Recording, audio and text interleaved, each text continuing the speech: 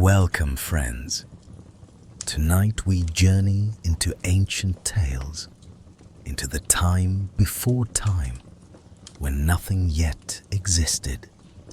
In the beginning, there was emptiness, not the chaos we imagine today, frantic, disordered, but something far older, a vast nothingness, a void without shape or boundary. This emptiness simply existed, neither cruel nor kind, neither awake nor sleeping. From this void emerged the first beings. Gaia arose, the earth itself, solid and enduring. Tartarus formed in the depths below, a dark abyss. And Eros appeared, the force that would bind all future creation together.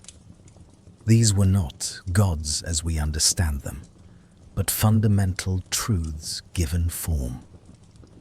Night came next, wrapped in shadow so deep it made the void itself recoil. Beside her walked Erebus, darkness of the deepest places. From their union came Ether, the bright upper air, and Hemera, the day, destined to chase her mother across the heavens eternally. Thus began the endless dance of darkness and light. Gaia, patient and fertile, brought forth from herself Uranus, the sky, vast and star-filled. He became both her offspring and her partner. When he stretched across her, the world found its first form, sky above, earth below. She also created the mountains and Pontus, the primordial sea. Together, earth and sky became the first great union, and from them came the Titans, 12 powerful beings who would rule before the gods we know. The Titans were mighty, 6 sons and 6 daughters. Among them were Oceanus, who encircled the world, Hyperion, Lord of Light, and Cronus, the youngest and most cunning. The daughters included Rhea, Themis, and Mnemosyne, keeper of memory. But Gaia bore other children too, monstrous ones. The Cyclopes came first, each with a single burning eye. Then the Hecatoncheires, 100-handed giants with 50 heads apiece. These beings terrified Uranus, and in his fear, he forced them back into Earth's depths, sealing them away. Gaia suffered under their weight. The pain of holding her imprisoned children became unbearable. So she fashioned a weapon, a great sickle of flint, and called upon her Titan children for aid. Only Cronus answered. Taking the blade, he waited for Uranus to descend upon Earth as he always did. Then, in one swift motion, Cronus struck, severing his father's power. From the blood that fell, new beings arose. The Furies, who would punish oath-breakers, the giants. And from foam upon the sea, Aphrodite herself, goddess of desire. Uranus, wounded and dethroned, retreated to the heavens. But before disappearing, he spoke a curse. As you have overthrown me, so shall you be overthrown by your own child. Thus began the age of Titans, with Cronus upon the throne. Yet the prophecy already hung over him like a shadow. Cronus ruled with caution born of fear.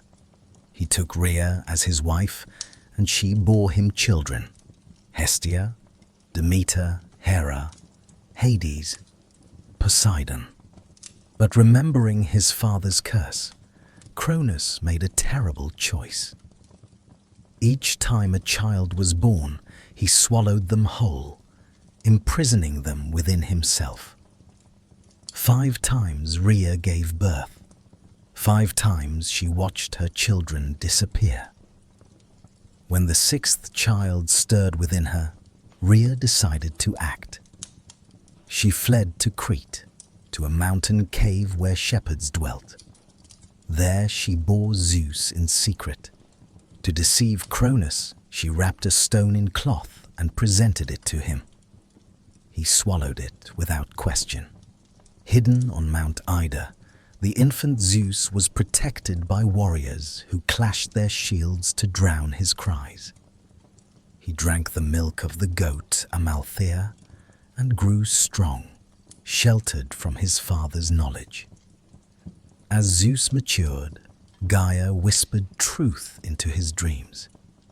She had not forgotten her imprisoned grandchildren, the Cyclopes and Hecatoncheires still bound in Tartarus.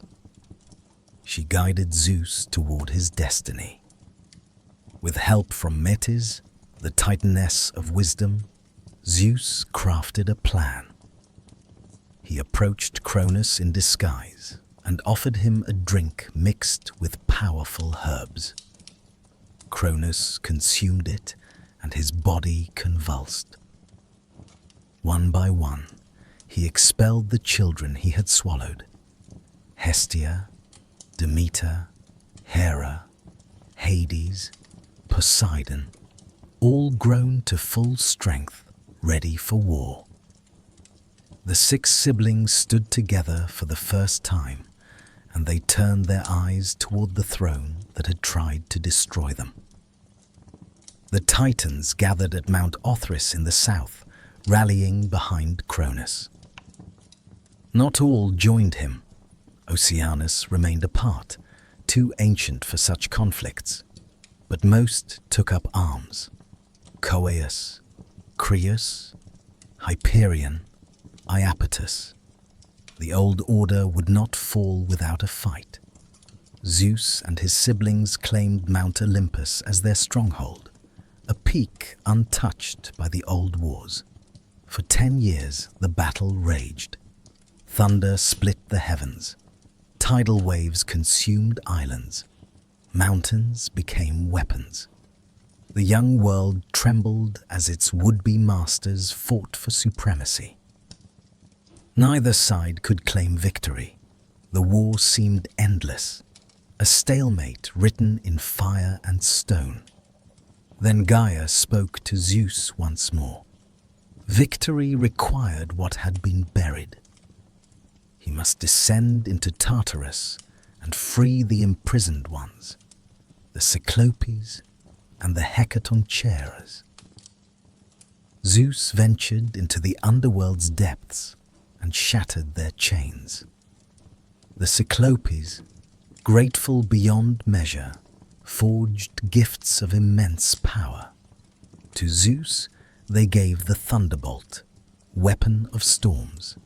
To Poseidon, the trident that commands the seas. To Hades, a helm that grants invisibility.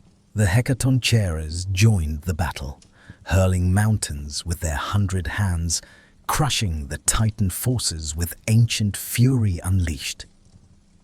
The tide turned. The Olympians pressed forward with renewed strength. Cronus fought until the end, but prophecy cannot be denied. The Titans fell, one after another, driven from their high places. Zeus did not kill them. Instead, he cast them into Tartarus, binding them in chains behind bronze gates that would never rust. Only a few escaped this fate: Prometheus and Epimetheus, who had sided with the gods, and Themis, who foresaw justice in the new order. The sky cleared. The world, scarred by war, began to heal. Zeus claimed the throne, not by birthright alone, but through might, wisdom, and fulfilled destiny. Yet Cronus's curse lingered like an old song's echo. Power once seized must always be guarded. No ruler mortal or divine, sits secure forever. With victory won, the victors faced a new challenge: how to rule. The world was vast, filled with powers both known and hidden. It could not be held by one alone. Zeus stood at the center, first in strength and cunning. But he had two brothers, both tempered by war: Poseidon, who had driven the seas to fury, and Hades, who had moved unseen through battle wearing the helm of darkness. They too had earned their place. Rather than plant seeds of new conflict, the three brothers cast lots, letting fate itself decide. This was no casual game. The casting was sacred, guided by the same forces that shaped their war's outcome. When the lots fell, the world divided into three great realms. Zeus received the sky, the heavens, the air between stars and peaks. He became lord of storm and cloud, king of Olympus. Thunder would be his voice, lightning his fury, and the eagle his herald soaring above all. Poseidon claimed the sea, deep, restless, filled with mystery. He took dominion over oceans, rivers, and every spring that bubbled from earth. With his trident, he could shatter cliffs or calm the waters. Beneath the waves, he built a palace of coral and gold, ruling over creatures older than memory. Hades received the underworld, the realm of the dead. Though few would choose such a kingdom, Hades accepted it with quiet dignity. He would rule the shadowed lands where sunlight never reaches, master of shades and guardian of wealth hidden in the deep earth. Men would fear his name and whisper it only when necessary. Yet Hades would maintain the balance between life and death with unwavering justice. The earth itself remained common ground, shared by all. Mountains belonged to no single ruler. Fields were roamed by mortals and spirits alike. Forests grew wild under no one banner. It was a realm between, where gods might walk and mortals might glimpse them. Thus the cosmos found its order: sky, sea, and underworld. The three brothers swore not to war among themselves, lest creation break anew. On Mount Olympus's summit, Zeus established his court. The mountain was more than a place. It was a threshold where mortal world ended and divine realm began. No storms touched it, no snow, no decay. Its halls were marble and cloud, its ceilings vaulted with starlight. Zeus sat upon his throne of thunder, ruling not by strength alone, but by will of fate and memory of war. His voice carried like distant thunder. His eyes saw beyond clouds and time. The thunderbolt remained always within reach. Beside him sat Hera, not merely as wife, but as queen in her own right. Goddess of marriage and childbirth, she was proud and unyielding. She remembered every slight, and her jealousy would shape countless fates. Her crown was earned, forged in betrayal's fires, and bound by Olympus's sacred oaths. Demeter came next, goddess of grain and growth. Where her feet touched earth, soil softened and seeds stirred. She brought harvest and plenty.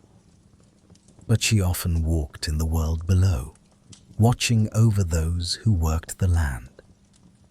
She was older than most, quieter than many, yet none doubted her power. Hestia, goddess of the hearth, was firstborn and last freed from Cronus's belly. She asked for no grand temples or myths, no wars or lovers. She tended Olympus's eternal flame and watched over every home's hearth. Her power was gentle but ever present. As long as fire burned in a household, Hestia lived there too. The younger gods came in time, each arriving by different means. Athena sprang from Zeus's own skull, fully formed and armored. When Zeus had swallowed Metis from fear of prophecy, the Titaness survived within him, crafting wisdom in darkness. One day, Zeus groaned in agony, and with a blow to his head, Athena emerged, spear in hand, eyes clear as flint. She became goddess of wisdom, strategy, and just warfare, a virgin warrior with no patience for frivolity. Apollo and Artemis were born of Leto, a titaness who wandered seeking sanctuary. No land dared shelter her, fearing Hera's wrath. Finally, the floating island of Delos accepted her, and there she bore twins. Apollo, golden-haired and radiant, became god of light, prophecy, music, and healing. His arrows brought plague, but his touch could also cure. He claimed the oracle at Delphi, speaking through the Pythia in riddles that shaped kingdoms. Artemis, swift and silver, became goddess of the hunt and wild places. She roamed untouched forests, protector of untamed things. She asked no permission and gave no forgiveness to those who violated her sacred groves. Together, the twins marked a new generation, restless, radiant, intimately tied to the mortal world. Ares came next, god of war and slaughter, son of Zeus and Hera, yet beloved by neither. He embodied strength without discipline, rage without purpose. Though his name inspired fear, he was not often honored. War followed him like shadow, and he gloried in chaos, yet cunning often bested him. His opposite was Hephaestus, lame god of the forge. Born of Hera alone, or thrown from Olympus by Zeus, both tales are told. He found solace in metal and flame. His hands built wonders, armor, palaces, automatons. Though twisted and limping, he was among the most vital of the gods. Aphrodite arrived not through birth, but through foam, risen from Uranus's severed flesh cast into the sea. She emerged at Cyprus as beautiful as she was dangerous. Love, lust, jealousy, and ruin followed wherever she went. Even Zeus could not fully command her. She bound gods and mortals with a glance, and her smiles always carried consequences. Hermes, the trickster and herald, was last to join this early court. Son of Zeus and the nymph Maia, he moved swiftly between worlds, winged sandals at his feet, mischief in his eyes. On his birthday, he stole Apollo's cattle, sang to cover the theft, and made himself indispensable before he could walk. He became messenger of the gods, guide of souls, patron of thieves and travelers. Where Hermes went, boundaries dissolved. This was the Olympian court, not saints, but powers, raw, flawed, radiant, and vast. They quarreled as siblings do, took sides in mortal affairs, fell in love, betrayed each other, waged petty rivalries, and enacted divine justice. Unlike the Titans who embodied elemental force, the Olympians reflected human nature elevated to divine scale. Their loves were complicated, their grudges eternal, their pride immense. They helped and hindered as whim dictated. Cities rose in their honor. Sacrifices burned for their favor. Oracles spoke their will. Every home kept flame for Hestia. Temples filled with prayers and offerings. Festivals marked their stories. The gods were not distant. They were present, involved, demanding. Yet beneath their grandeur lay a constant truth. Their power was not absolute. They could be bound by oaths, tricked by mortals, constrained by fate. Even Zeus feared the same doom that claimed his father, that someday a child would rise to overthrow him. His union with Thetis was abandoned for this reason. She was fated to bear a son greater than his father. So she was given to mortal Peleus instead, ensuring her son Achilles would die young and never ascend to threaten Olympus. In this, the Olympians resembled mortals. They feared loss, clung to thrones, fought to preserve their order. But for now, they ruled. Their names were carved into marble temples. Their deeds were sung in every gathering. Their symbols adorned shields and coins. The age of heroes had not yet fully dawned, but the gods stood ready, watching the world below, preparing to shape it according to their desires. From Olympus, they would reach down into mortal lives, creating chaos and wonder in equal measure. Long before cities rose or prayers were carved in stone, there were no humans upon the earth. The gods ruled alone, their courts high on Olympus, while the world below remained green and wild, filled with beasts and silent mountains. No hands tilled soil, no voices sang to stars, no fires warmed the night. Prometheus, a titan of the old blood, first imagined humanity's shape. He had sided with Zeus during the war, not from loyalty, but from foresight.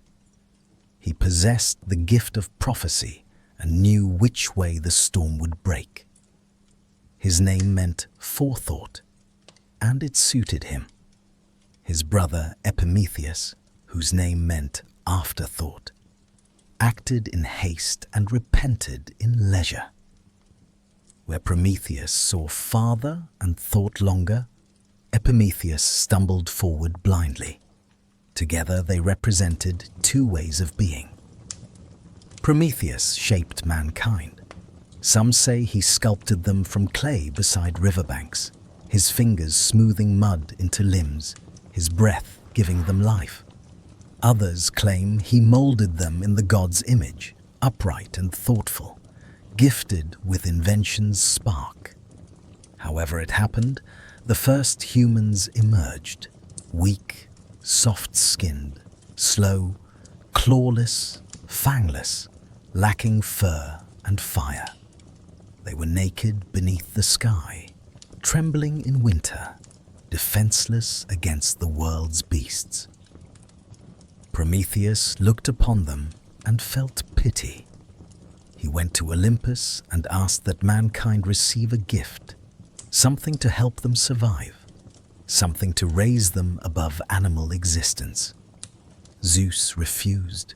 He had just seized his throne and was wary of new forces rising beneath him. "Let them live," he said, "but let them fear. Let them know their place beneath the gods." "Fire," Zeus declared, belonged to immortals alone: the hearth flame of Hestia, the thunderbolt of Zeus, the forge of Hephaestus. These were not for mortal hands, but Prometheus, stubborn and just, did not yield. In secret, Prometheus climbed to the heavens. He stole flame from Hephaestus's forge and concealed it within a hollow fennel stalk. Carrying it down from Olympus, he gave it to mankind. For the first time, fire crackled beneath the stars. Smoke rose in spirals above treetops. Light pushed back darkness. With fire came warmth, safety, cooking, metalwork, language, craft. Humanity, once cold and voiceless, began to build. And with fire came defiance too. Zeus discovered the theft quickly. His fury was terrible. To punish mankind, he commissioned the gods to create a gift, though it was curse disguised. Hephaestus shaped her from clay, a woman of perfect beauty. Aphrodite gave her charm. Hermes gave her cunning. Athena clothed her in silver garments. Her name was Pandora, meaning all gifted. She was given a sealed jar, mistranslated in later ages as a box containing the world's sorrows, disease, toil, grief, madness, envy, death itself. Epimetheus, the fool, took her into his home despite Prometheus's warnings. When Pandora, driven by curiosity, the god's final gift, opened the jar, evils spilled out like smoke from fire too long confined. Humanity, who had known brief peace in their golden youth, now found themselves hunted by fate. Hunger gnawed their bellies, war bled them, age stooped their backs. Only hope remained in the jar, trapped or saved. Interpretations differ, a flickering light amid the gloom. But Prometheus's punishment was not yet complete. For defying Olympus, Zeus ordered Prometheus chained to a mountain at the world's edge. Some say the Caucasus, others a place lost to myth. There he was bound in adamantine chains, unbreakable and eternal. Each day an eagle, born of Typhon or sent by Zeus, descended and feasted upon his liver. Each night the organ grew back.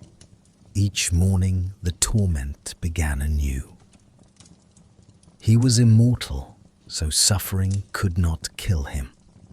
He endured for generations, long after kingdoms rose and fell, long after men forgot the gods who made them. Yet even in chains, Prometheus did not repent.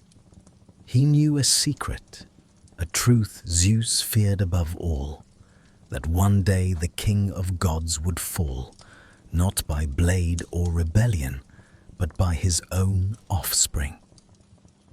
This knowledge protected Prometheus. Zeus could not destroy him without first uncovering which woman would bear his doom. So the Titan waited, bound but unbowed, as men lit fires in darkness and told stories of the one who dared steal from the gods. Eventually, Heracles would free him during his labors, breaking the chains and slaying the eagle. But that was far in the future. For now, Prometheus hung against stone, suffering for the gift he gave humanity. And humanity, with fire in hand, began their long, difficult climb towards civilization. The poets who came after looked back on humanity's journey and saw not one mankind but many, each born into its own era, each marked by blessings and punishments from the gods. Hesiod, the Boeotian farmer poet, first divided this long march into 5 distinct ages: golden, silver, bronze, heroic, and iron. In the beginning came the Golden Age, during Cronus's reign, before the gods learned to fear rebellion. In those days, men lived like gods themselves, free from pain, untouched by age, unburdened by toil. Earth gave forth bounty without coaxing, offering harvests in every season. There were no laws or swords, no kings or coins. These early mortals knew no hunger, no sickness, no grief. When their time came, they did not wither or suffer, but died as if falling into sleep. Their spirits became guardians, pure and watchful, wandering the world as kindly spirits protecting justice and peace. Theirs was harmony, the closest any mortal would come to paradise. But the Golden Age passed. With Cronus's fall and Zeus's rise, the Silver Age dawned, a time of beauty dimmer and souls less noble. These mortals grew tall and strong, living long lives, but they lacked wisdom and restraint. They lingered in childhood for 100 years, ignorant and pampered, only to grow into violent, arrogant adults who refused to honor the gods. They built no temples, gave no offerings, mocked Olympus's laws. For this, Zeus struck them down. Their spirits did not become guardians, but faded into the underworld, pale and forgotten. Theirs was a race lost to pride and disobedience. Then came the Bronze Age, born of ash trees, the same trees used for spears and shields. These were not gentle people. They were creatures of war, mighty and hard. Their very flesh was said to be forged from bronze. Their homes were bronze. Their tools were bronze. Their hearts seemed cast from the same metal. They lived for battle and died by it, sowing the world with blood and ash. They were terrible to behold, but not evil. Only driven by war's rhythm, by drums and clashing arms. They built no cities, wrote no poems, carved no statues. When they died, they left little behind but shattered swords and empty fields. Even the gods did not mourn their passing. They sank into Hades without echo or prayer. Yet not all decline is steady. From the Bronze Age's blood and smoke rose a brief and brilliant light. The heroic age, unlike any other. It was not part of the descent, but an interlude of glory before the fall. These mortals were greater than those before or after. They were demigods, children of gods and mortals. They built cities, sailed seas, carved their names into memory. This was the age of Perseus and Heracles, of Theseus and Atalanta, of Jason and the Argonauts, of Hector and Achilles and Odysseus. They fought great wars against monsters, against foreign kings, and finally against each other at Troy. Many died young, many more died forgotten. But their stories lingered, carried in song and stone, in epics and prayers. Some were granted places in the Isles of the Blessed, far beyond ocean's edge, where heroes dwell in peace and sunlight forever. The heroic age did not last, but while it burned, it lit the world. And then came the age Hesiod called his own, the Iron Age, where we still dwell. This is a time of sorrow and toil, a world grown old and heavy. Men now labor from dawn to dusk, planting seeds in bitter soil, raising children amid war and famine, growing old with pain and fear. In the Iron Age, bonds break easily, between friends, between kin, between guest and host. Justice, once tall and golden, now walks with averted eyes. Lies are many, oaths are cheap, and the gods, if they still watch, do so in silence. In this age, mortals build towers but forget ancestors. They chase gold and power, cut down forests that fed them. It is an age of struggle, and it is said that one day even this will pass. One day the gods will turn their backs entirely. One day Zeus will cast down his thunderbolt, and humankind will vanish like smoke. Yet the Iron Age endures. Men still build, still hope, still tell stories of a time when mortals were golden and gods walked among them.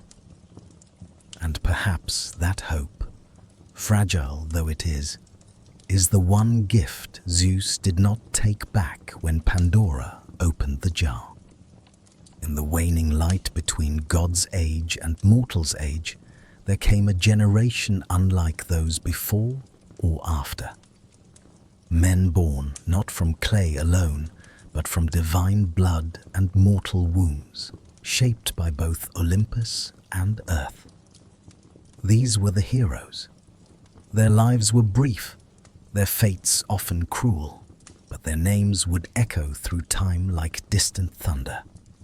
Among the first and greatest was Perseus, slayer of monsters, founder of dynasties, forerunner of all who would wear a hero's crown. Perseus's tale begins not in battle, but in prophecy and fear. His mother Danae was princess of Argos, daughter to King Acrisius. The king, like all kings of that age, feared what he could not control. An oracle warned him that his daughter would bear a son destined to kill him.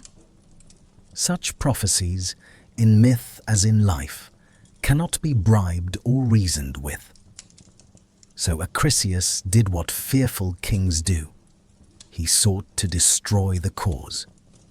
He locked Danae in a bronze tower beneath the earth, sealed against time and men. But gods laugh at mortal precautions.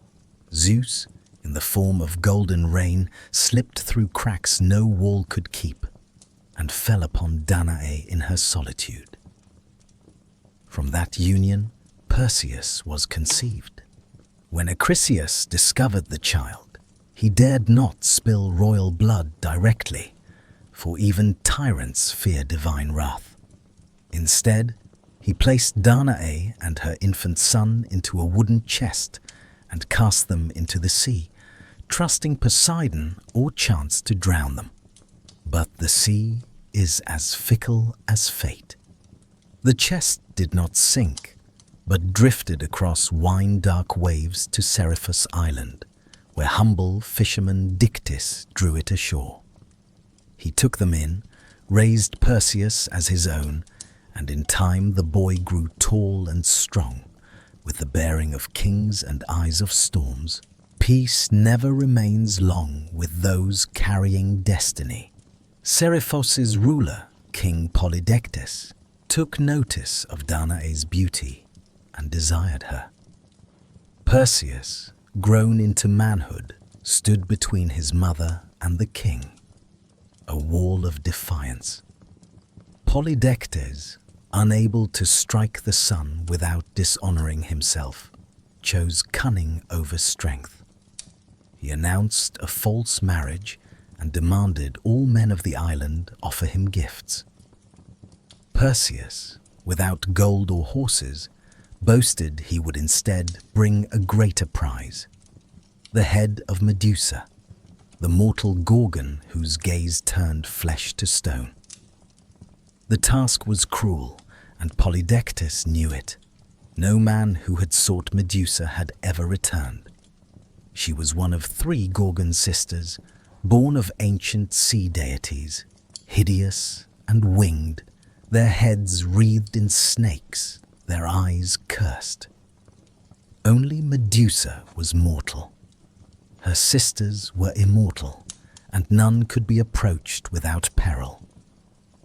But the gods, who watched with curious eyes, favored Perseus. Athena. Medusa had once been a maiden in her temple until Poseidon's violence defiled it, lent her shield, polished like a mirror. In its reflection, one could look upon a Gorgon without meeting her gaze. Hermes gave him a curved sword and winged sandals to fly, then directed him to the Graeae, the Grey Sisters who shared a single eye and knew the secret path to the Gorgon's lair. Perseus, through wit and will, stole their eye and bargained for truth. They told him of nymphs who kept sacred items, Hades's helm of invisibility, a kibisis, a magical sack to contain the Gorgon's head, and knowledge of the place beyond ocean's edge where night never lifts, and Gorgons sleep among ancient stone. Armed with divine gifts, Perseus flew over sea and desert until he reached Earth's ends. He found them sleeping, Medusa and her sisters, curled in shadowed grove, ringed by statues of those who came before. Perseus dared not look directly. With Athena's shield held before him, he walked backward, step by cautious step, until he stood over the sleeping Gorgon. With one swift stroke, he severed her head. From her blood sprang Pegasus, the winged horse, and Chrysaor, the warrior with golden blade, children of Poseidon, born in death. As Medusa's sisters screamed and clawed air, Perseus vanished into mist, hidden by Hades's helm. The deed was done. Perseus returned by the long road, his prize heavy in the sack.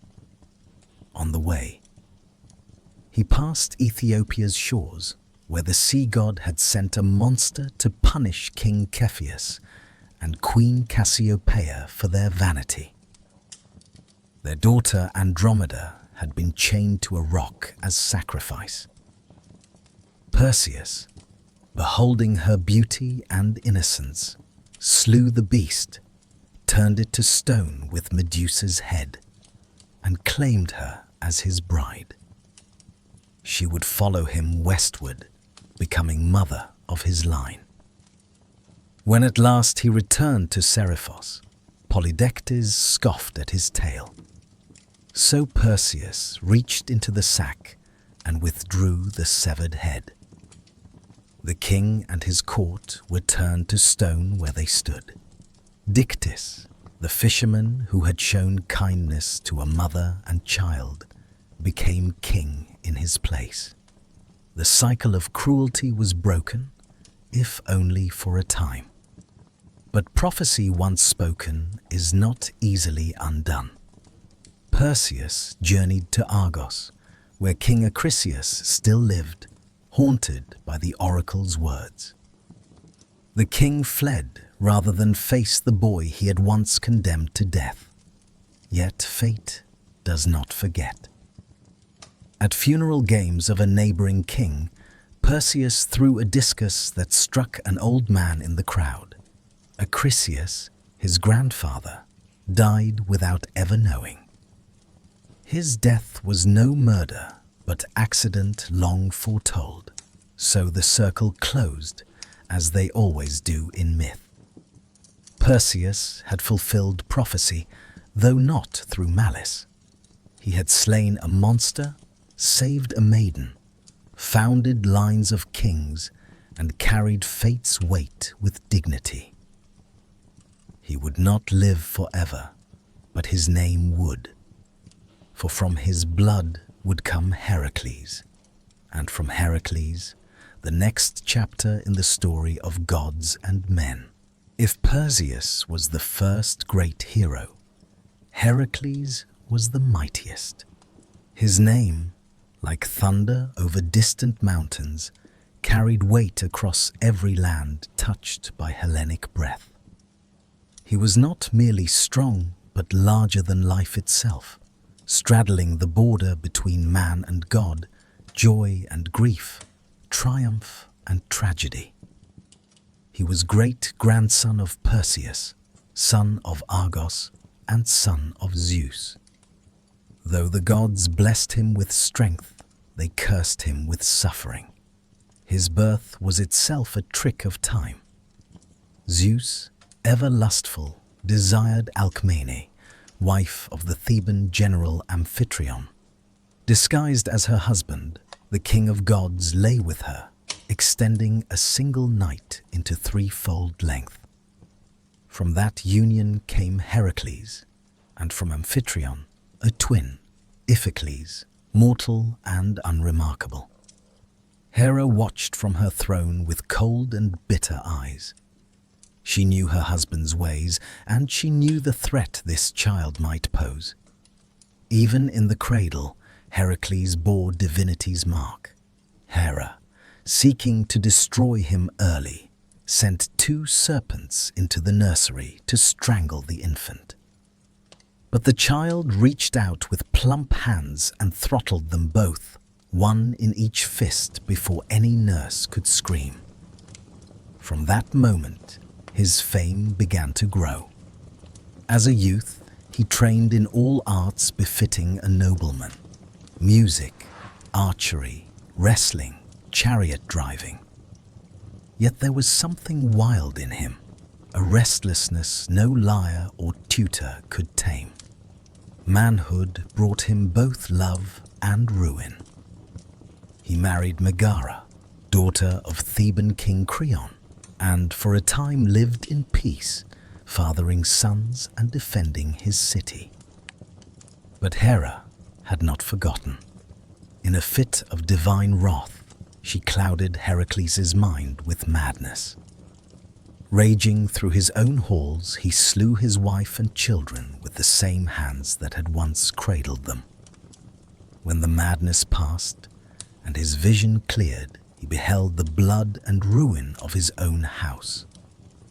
His cries reached Olympus, but no god answered. To atone, Heracles sought the oracle at Delphi. The Pythia, speaking in riddles, told him he must submit to Eurystheus, king of Tiryns, his cousin, lesser in strength but greater in fate. Only through servitude, through suffering, could Heracles earn redemption. Thus began the 12 labors, deeds so great and terrible that even the gods took notice. The first labor was to slay the Nemean lion, a beast whose golden hide could not be pierced by mortal weapons. Heracles cornered it in its cave and strangled it with bare hands. He flayed the beast using its own claw and wore the skin as armor, a second hide to shield him from the world. The second was the Lernaean Hydra, a serpent with 9 heads. 2 would grow back for everyone severed.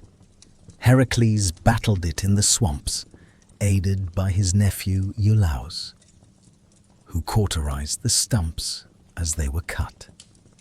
From the last head, immortal and venomous, Heracles harvested its ichor and dipped his arrows in it, making them deadly even to gods. The third labor was capturing the Carinean hind. a golden-horned deer sacred to Artemis. Heracles chased it for a year, across hills and rivers before gently capturing it alive, earning the goddess's reluctant approval. The fourth led him to the Erymanthian boar, a monstrous beast of the wild. He wrestled it in snow-covered heights and dragged it back to Tiryns bound in chains, laughing as Eurystheus hid in terror inside a bronze jar. The fifth task was less glorious: to clean the Augean stables, home to thousands of cattle untouched by broom or shovel for decades. Heracles, ever the problem solver, rerouted rivers to wash away the filth in a single day. The sixth was to drive away the Stymphalian birds, man-eating creatures with bronze beaks and razor-feathered wings. With aid of Athena's rattle, he startled them into flight out and shot them down from the sky. To atone, Heracles sought the oracle at Delphi. The Pythia, speaking in riddles, told him he must submit to Eurystheus, king of Tiryns, his cousin, lesser in strength but greater in fate. Only through servitude, through suffering, could Heracles earn redemption. Thus began the 12 labors, deeds so great and terrible that even the gods took notice.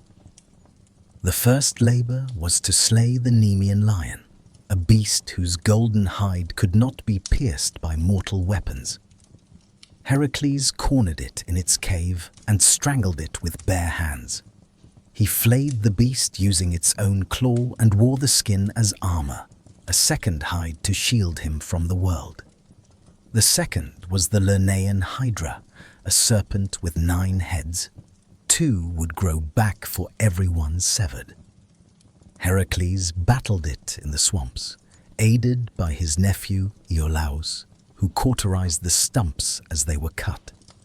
From the last head, immortal and venomous, Heracles harvested its ichor and dipped his arrows in it, making them deadly even to gods. The third labor was capturing the Ceryneian hind, a golden-horned deer sacred to Artemis. Heracles chased it for a year across hills and rivers, before gently capturing it alive, earning the goddess's reluctant approval. The fourth led him to the Erymanthian boar, a monstrous beast of the wild. He wrestled it in snow-covered heights and dragged it back to Tiryns bound in chains, laughing as Eurystheus hid in terror inside a bronze jar. The fifth task was less glorious: to clean the Augean stables, home to thousands of cattle untouched by broom or shovel for decades. Heracles, ever the problem solver, rerouted rivers to wash away the filth in a single day. The sixth was to drive away the Stymphalian birds, man-eating creatures with bronze beaks and razor-feathered wings. With aid of Athena's rattle, he startled them into flight and shot them down from the sky. The seventh labor took him far west to capture the Cretan bull, a beast of divine origin that had fathered the Minotaur. Heracles wrestled it and brought it back alive, while the bull's gaze burned with madness and sea salt fury. The eighth sent him north to Thrace, where he tamed the mares of Diomedes, flesh-eating horses that gnashed teeth for human meat.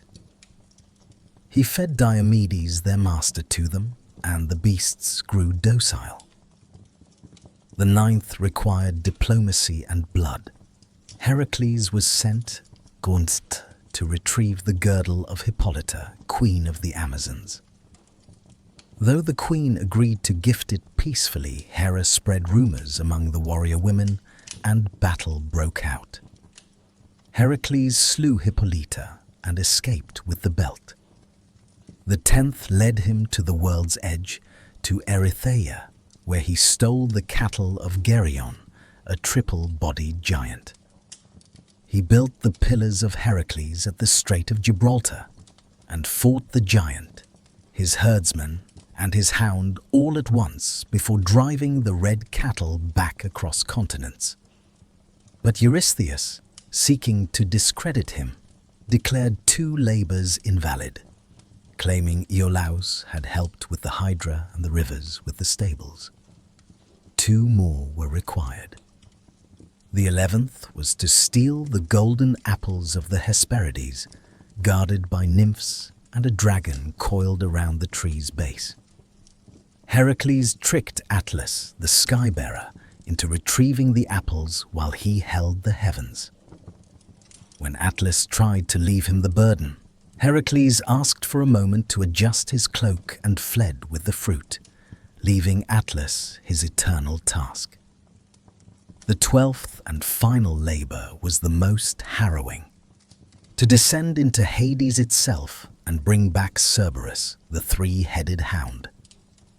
Armed with nothing but his strength, Heracles journeyed to the underworld, presented himself before Hades, and with the gods' grim permission, wrestled Cerberus into submission and led the beast, snarling and frothing, into the land of the living.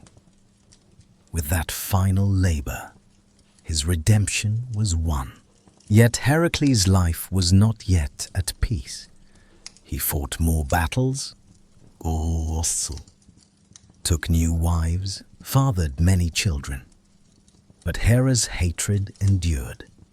In the end, it was not blade or monster that killed him, but poisoned blood. The centaur Nessus, dying from Heracles' arrow, gave his blood-soaked tunic to Deianira, Heracles' wife, claiming it was a love charm. When she gave it to Heracles, the poison burned through his flesh.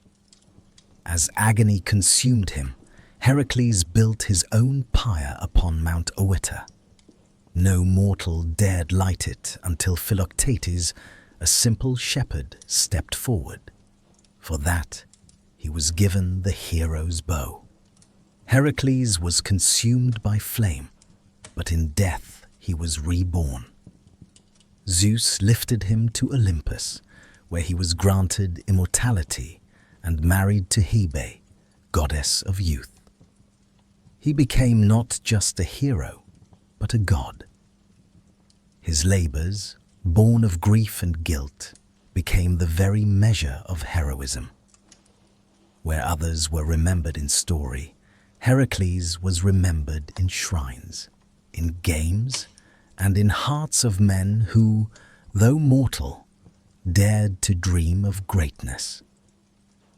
If Heracles was the greatest of Greek heroes, then Theseus was the most political, the most cunning, the most human. He was not merely a slayer of beasts or breaker of curses. He was a builder of cities, a weaver of laws, the founding spirit of Athens, the city that would one day name itself the cradle of civilization. His story is tangled with myth and memory, with heroes' thunder and politics' whisper. In him lived both brute strength and bright reason. The dual spirit of a nation that worshipped Athena with spear in hand and olive branch on the brow.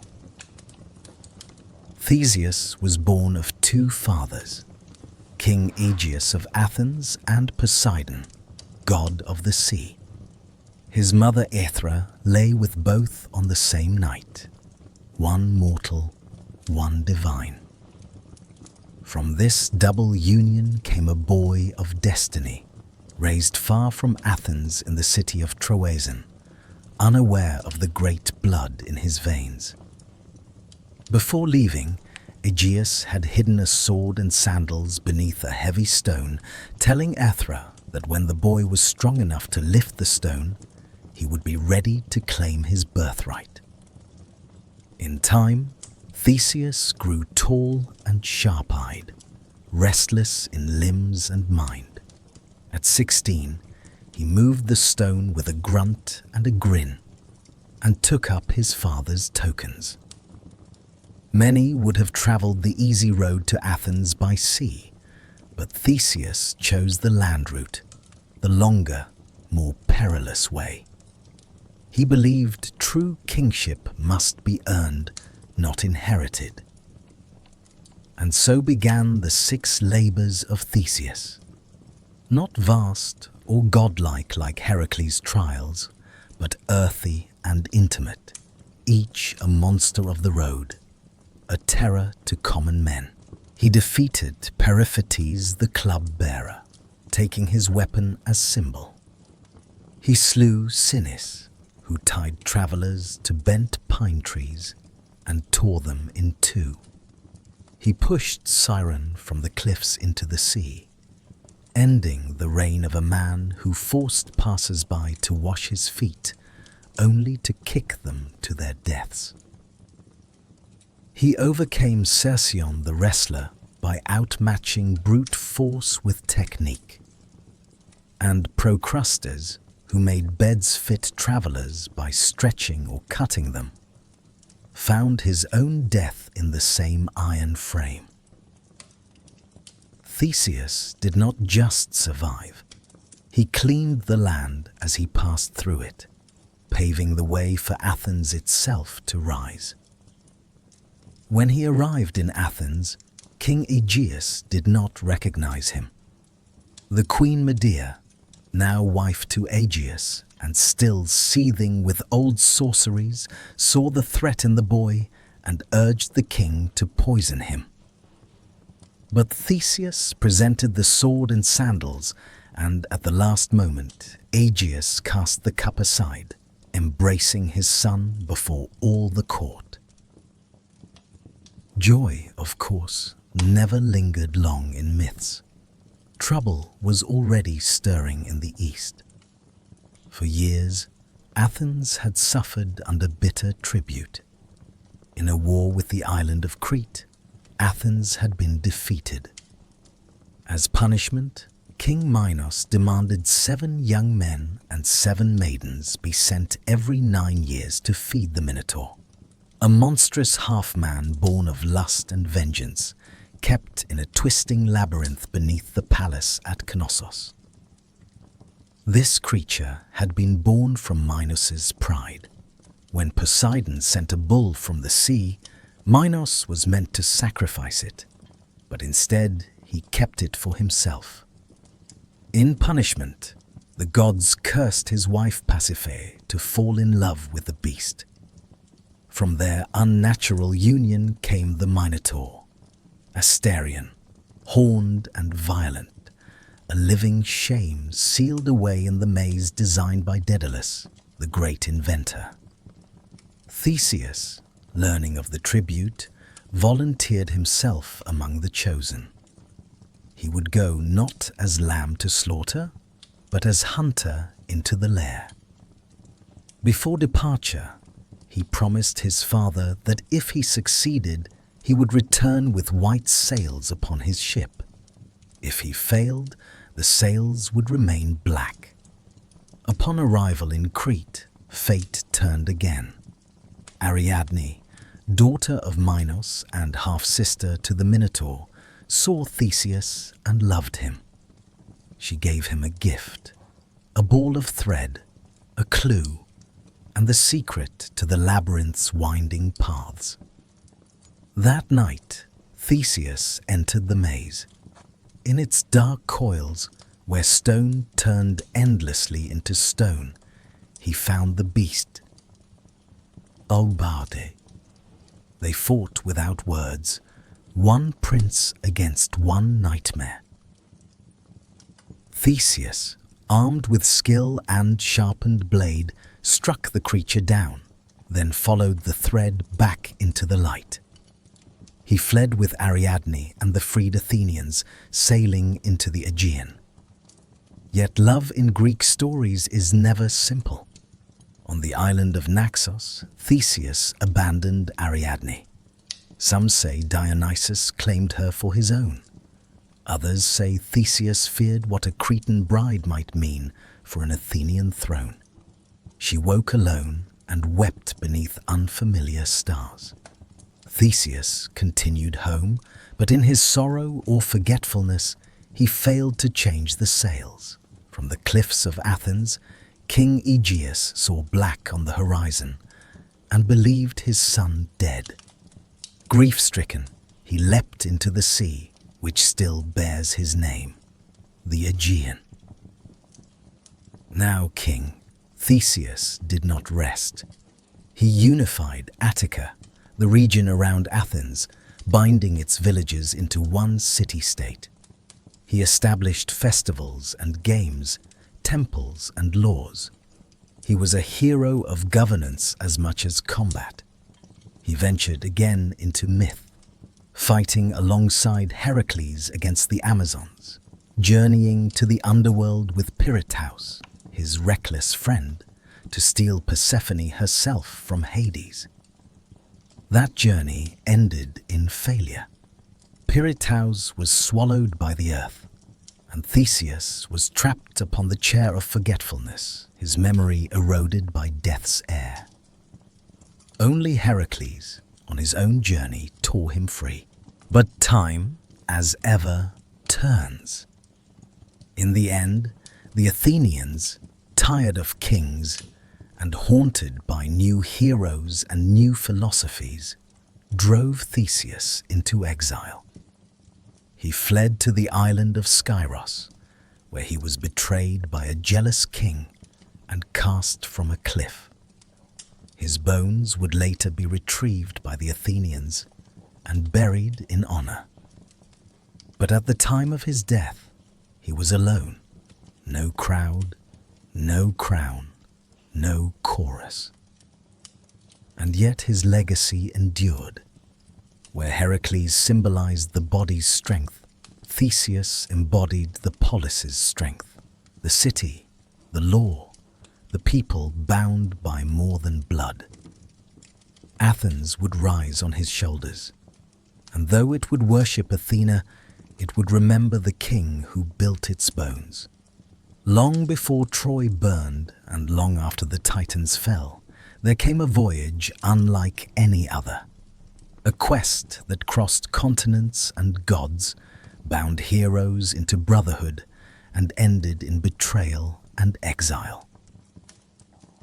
It was a tale of dragons and oaths, of kings usurped and thrones reclaimed. At the center stood Jason, a prince exiled in childhood, a hero groomed not by war or prophecy, but by the long, slow fire of vengeance. His tale began in Iolcus, a coastal kingdom in Thessaly. Jason's father, Aeson, had been usurped by his own brother Peleus, a man who worshipped no law but power.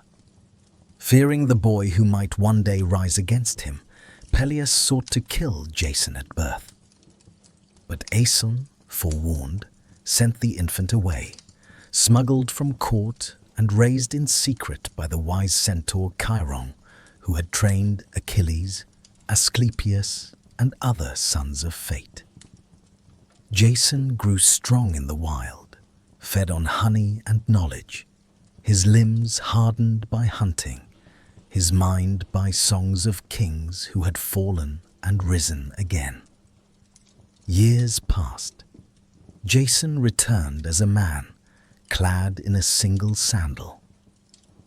For as he crossed the river Anurus, he had lost one in the muddy current while carrying an old woman across. The woman, of course, was Hera in disguise, testing the young hero. When he entered the city, Peleus saw the one-sandaled stranger and turned pale. For the oracle had once warned him, "Beware the man who comes with one shoe." Jason, bold but not foolish, did not draw sword or raise cry. He spoke plainly. He was Aeson's son and rightful heir. Peleus, too shrewd to strike openly, feigned welcome and offered a test. "If you wish to be king," he said, "then prove yourself worthy. Retrieve for me the golden fleece from the far land of Colchis. Bring back that ancient prize, and I will yield the crown." The fleece was no ordinary treasure. It came from a ram sent by the gods to rescue two royal children, Phrixus and Helle. The ram had flown them across the sea, and when Phrixus reached safety in Colchis, he sacrificed the beast in gratitude. Its fleece, gold as fire, was nailed to an oak in a sacred grove guarded by serpents and shadow, watched over by King Aeetes, son of the sun god Helios. No Greek had ever gone there and returned, but Jason accepted the challenge. He summoned the greatest heroes of his time to join him, and they came, not as soldiers but as volunteers, each seeking glory. Heracles came, and Orpheus with his lyre, Atalanta the huntress, Castor and Polydeuces, the sons of Zeus, Meleager, Theseus, Zeus, and Calais, winged sons of the north wind. 50 heroes in all. Together, they boarded a ship named Argo, built by Argus under Athena's guidance. In its prow, she set a piece of sacred oak from Dodona, a timber that could speak in prophecy. The ship itself was a character in the tale, whispering warnings and guiding fate. They sailed east, past shores and tempests, into legend. Their first trials were not of monsters, but of men. On Lemnos, they met a land ruled by women who had slain all their husbands. There Jason lay with Hypsipyle, queen of the isle, and begot sons he would never see grown. In Thrace, they encountered the blind seer Phineus, tormented by harpies who fouled his food. The winged Boreads drove the creatures off, earning Phineus's prophecy, a path through the deadly clashing rocks, two cliffs that slammed shut like jaws upon any who tried to pass. At Phineus's advice, they released a dove.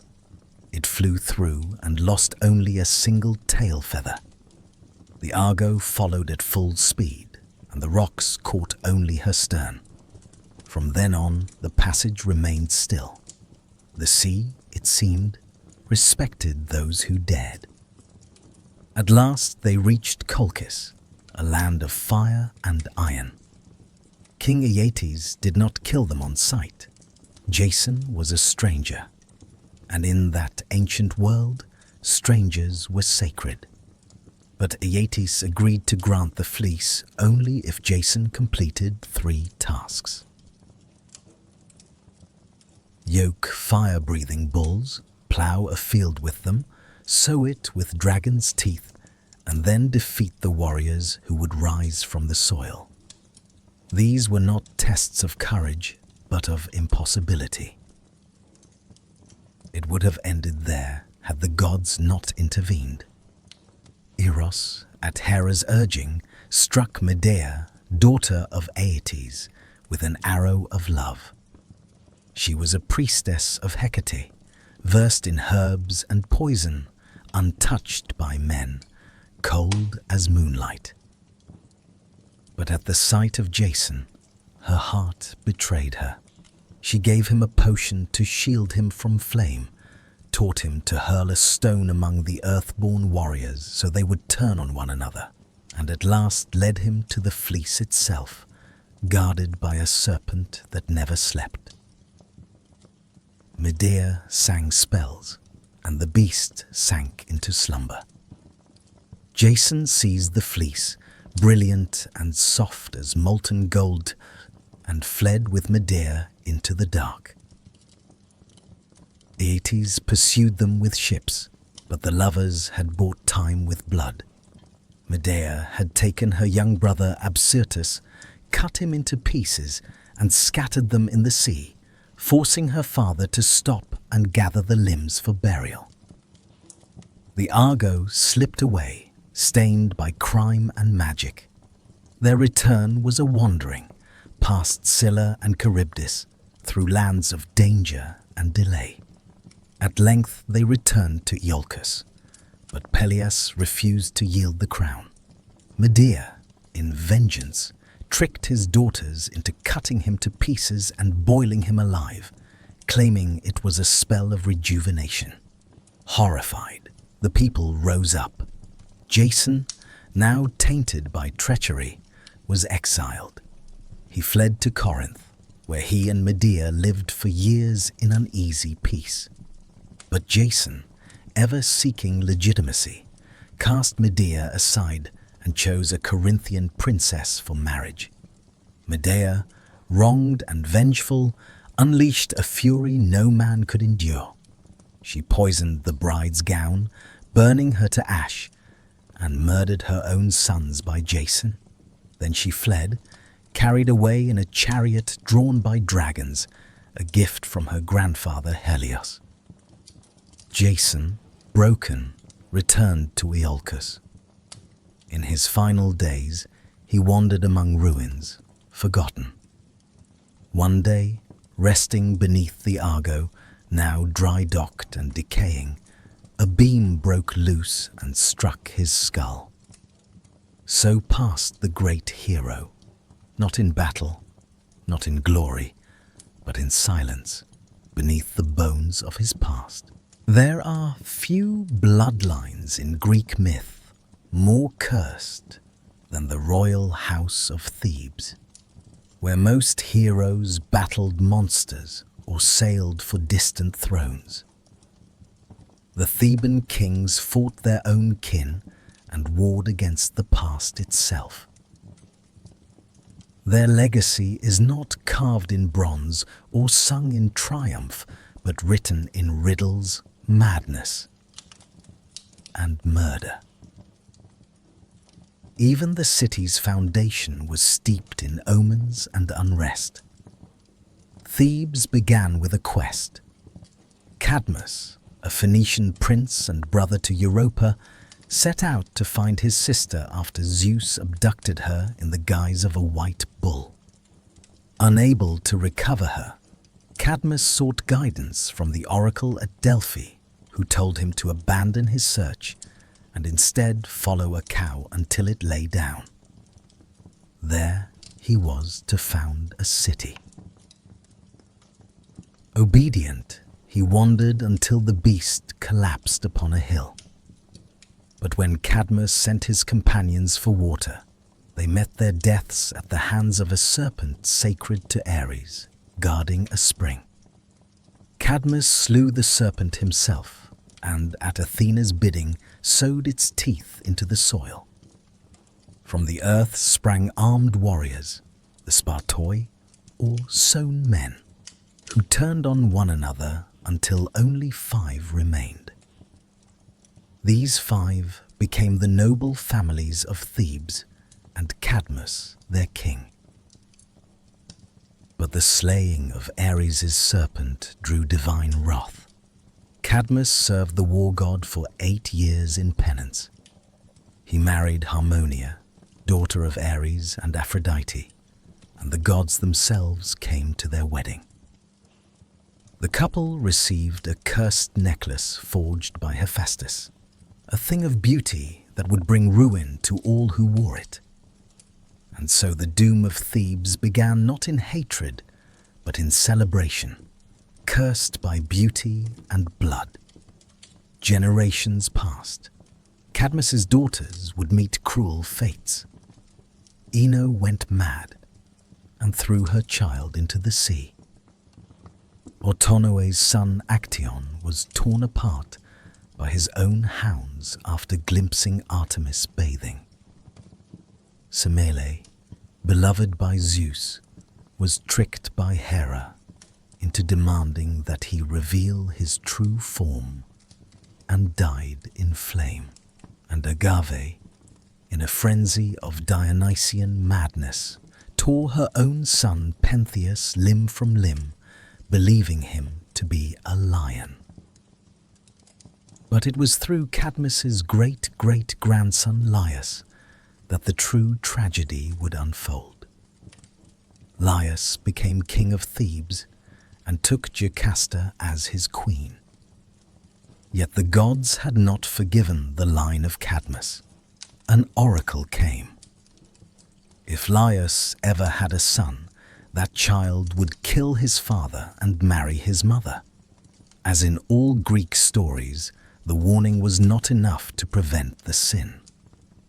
Laius lay with Jocasta, and a son was born.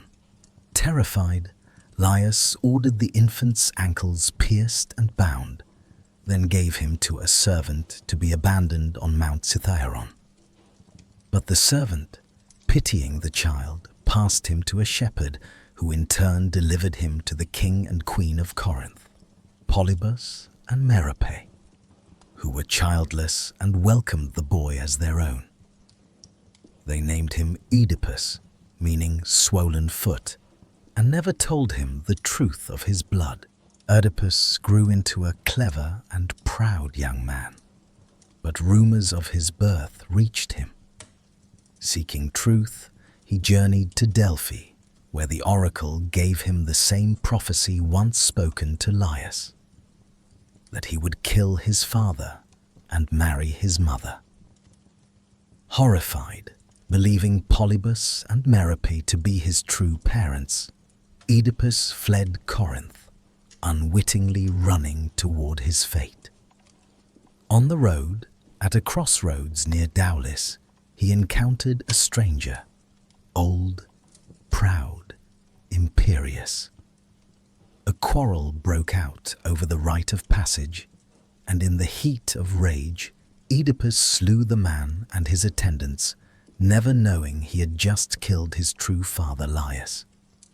He continued on to Thebes, which was under siege, not by an army, but by the Sphinx, a creature with the body of a lion, wings of an eagle, and the face of a woman.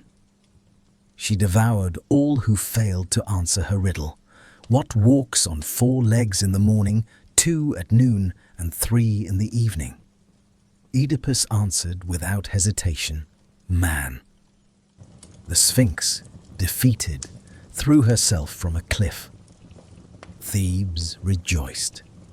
The city's deliverer was made king, and in gratitude he was given the widowed queen as his bride, Jocasta, his mother. Years passed. Oedipus ruled well and had 4 children, Eteocles, Polynices, Antigone, and Ismene. But plague fell upon Thebes, and the oracle proclaimed the land was cursed by unpunished blood. Slowly, terribly, the truth unraveled.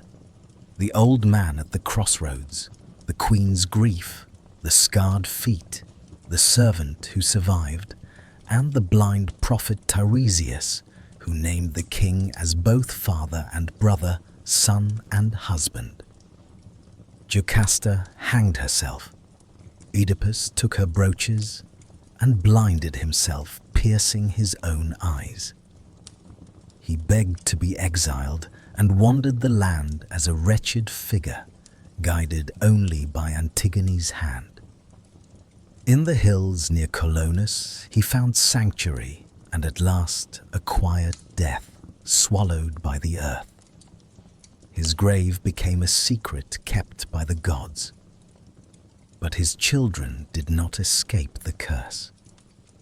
Eteocles and Polynices fought for the throne. When Polynices was exiled, he raised an army from Argos and led the 7 against Thebes, a war that bathed the city in blood. The brothers slew each other in single combat at the gates. Thebes survived, but its soul was broken. Antigone, the last to carry the old honor, buried her brother despite royal decree. For this she was condemned by her uncle Creon and buried alive. The gods sent madness and death to his house as punishment. Thebes endured, but its kingship became a revolving door of ruin. The tale of Oedipus is not one of monsters slain or cities built. It is a tale of fate, of how a man may do all he can to outrun a prophecy and still run straight into its arms. It is a tragedy not born of evil, but of ignorance, of a man who sought the truth and was destroyed by it. The house of Thebes, for all its glory, was built upon the bones of serpents and riddles, and no riddle, no matter how cleverly answered, can change the will of the gods. Of all the wars that ever ravaged mortal soil, none would echo louder than the one fought for a woman's face. A war of oaths and pride, of beauty and betrayal, of gods and kings and the fall of empires. It began not with spears or fire, but with a wedding, one that all the gods were invited to, save for one. Eris, goddess of discord, was not welcome at the marriage of Peleus and Thetis, the sea nymph fated to bear a son greater than his father. In her fury, Eris cast into the feast a golden apple inscribed with 3 words that would shatter kingdoms. To the fairest. The apple was claimed by Hera, Athena, and Aphrodite, each believing herself most worthy of its gleam. To settle the dispute, they turned to a mortal shepherd prince, Paris, son of King Priam of Troy, who had been exiled to the hills after an omen foretold he would one day burn the city of his birth. The gods brought him to judgment on Mount Ida, and one by one they offered bribes. Hera promised kingship over all men. Athena pledged wisdom and victory in war. But Aphrodite, with a smile like soft thunder, offered him the love of the most beautiful woman in the world. Paris chose love, and thus Helen of Sparta, daughter of Zeus and Leda, wife of Menelaus, was marked. She had many suitors in her youth, princes and kings from across Achaea, drawn not only by her beauty, but by the promise of bloodlines that reached Olympus. Her mortal father, King Tyndareus, feared the war her hand would spark. On the advice of Odysseus, he bound the suitors with a sacred oath. Whoever won Helen, all the others would swear to defend that union, to punish any who dared violate it. The pact was made with laughter, but oaths once sealed bind more than men. They bind fate. Menelaus, brother to King Agamemnon of Mycenae, won her hand. Their rule in Sparta was just, their kingdom strong. But when Paris came to visit under the pretense of peace and guest right, he saw Helen and saw in her the prize Aphrodite had promised. Whether she went with him willingly or was taken remains a matter of song and shadow. The poets disagree. But when Paris sailed back across the Aegean, Helen was with him, and in that hour the war began. Menelaus raged. He called upon the oath, and all who had sworn it answered. Odysseus of Ithaca, clever and reluctant. Nestor, the old sage of Pylos. Ajax the Greater, son of Telamon, towering and grim. Ajax the Lesser, swift and fierce. Diomedes of Argos, brave and battle-hungry. Idomeneus of Crete, stalwart and steady. From all the corners of Hellas they came, kings, princes, and warlords. Only 2 held back. Odysseus, who pretended madness, sowing salt into his fields until a clever envoy placed his infant son before the plough.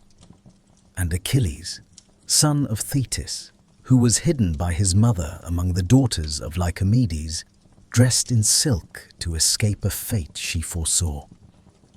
But the Greeks found him, Odysseus again, tricking Achilles with a spear and shield amid gifts of jewelry. And the boy chose war. They gathered at Aulis, a fleet of 1,000 ships, bronze gleaming and sails like thunderclouds. But the winds did not rise. The ships sat idle, and the men grew restless. The seer Calchas revealed that Artemis had been offended, perhaps by a boast, perhaps by a slain stag, and that only a great sacrifice would appease her. The name he spoke was Iphigenia, daughter of Agamemnon. There are stories of lies told. To bring her to Aulis under the guise of marriage to Achilles, of her weeping mother Clytemnestra, of the moment the blade fell, or of a last-moment rescue, with Artemis spiriting the girl away and replacing her with a deer. But in most tellings, the blood was real, and the gods watched as the king killed his own child for the sake of war. The winds came. The fleet sailed east, and the world changed. The Greeks set foot on Trojan shores, not as raiders, but as judgment itself. For 10 years they would camp beneath the walls of Ilium, the great city ruled by Priam, defended by his sons. Hector, noble and doomed. Paris, beautiful and weak. Deiphobus, Helenus, and the others. The gods chose sides. Hera, Athena, and Poseidon stood with the Greeks. Aphrodite, Ares, Apollo, and Artemis favored the Trojans. Only Zeus tried to stay above it, but even he would bend, pulled by fate and family. This was not yet the war of Homer's Iliad, which would begin in the 10th year. But the war itself had already begun. Not merely with spears and walls, but in the burning of oaths, in the breaking of trust, in the sacrifice of daughters and the judgment of gods. It was a war born not only of love, but of pride, of divine rivalry and mortal vanity, of old curses and deeper fears. And it would end not with victory, but with fire. By the time Homer's Iliad begins, the war at Troy has endured for 9 long years. The Greeks, those stern-faced kings who had once come roaring across the Aegean, had settled into a grim rhythm of siege and survival. What had begun in fury and fire became something colder, slower, more desperate. They built black-walled camps along the shore, hauled their ships high upon the sand, and sent out raiding parties day after day, not just to battle, but to feed their armies. The war dragged on like an old wound that would not heal, and both sides felt the infection deepening. The Trojans, safe behind their mighty walls, raised, it was said, by Poseidon himself and the mortal builder Apollo had once served in penance, suffered but endured. The fields outside the city had long been razed. Their allies came from the east and north, Sarpedon of Lycia, Memnon of Ethiopia, and others, bringing new life to an old cause. And yet the Greeks would not leave, not without Helen. Pride held them there as much as oaths. The war had become a matter of legacy. But war does not live in walls and ships.